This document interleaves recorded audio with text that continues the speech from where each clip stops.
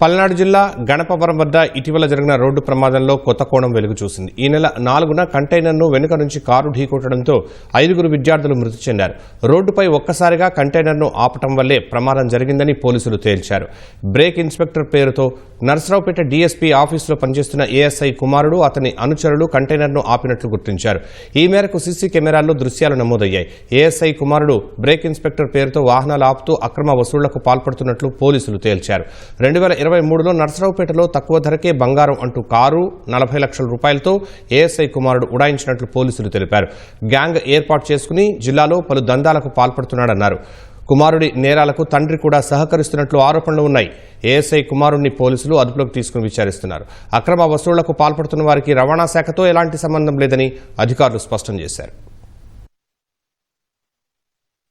Accident జరిగిన 5 నిమిషాల ముందు నుండి యాక్సిడెంట్ జరిగిన తర్వాత వాటికి కూడా అన్ని ఫుటేజెస్ అన్ని చూశాను. ఫుటేజెస్ అన్ని చూసినప్పుడు ఒక ఈ లారీని ఒక కారు ఓవర్టేక్ చేసి ముందుకెళ్ళి ఆపే ప్రయత్నం చేసింది. ఆ ఆపే కారు కూడా ఎక్స్ట్రీమ్ లెఫ్ట్కి వెళ్ళారు.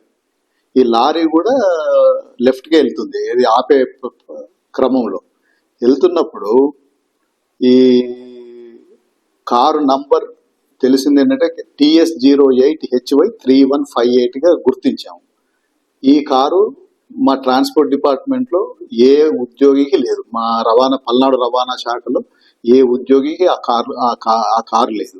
తర్వాత ఆ కారులో దిగిన వ్యక్తులు కూడా కెమెరాలో వాళ్ళ ఫేసెస్ చూసాం. వాళ్ళెవరు కూడా మా ఎంప్లాయీస్ కాదు.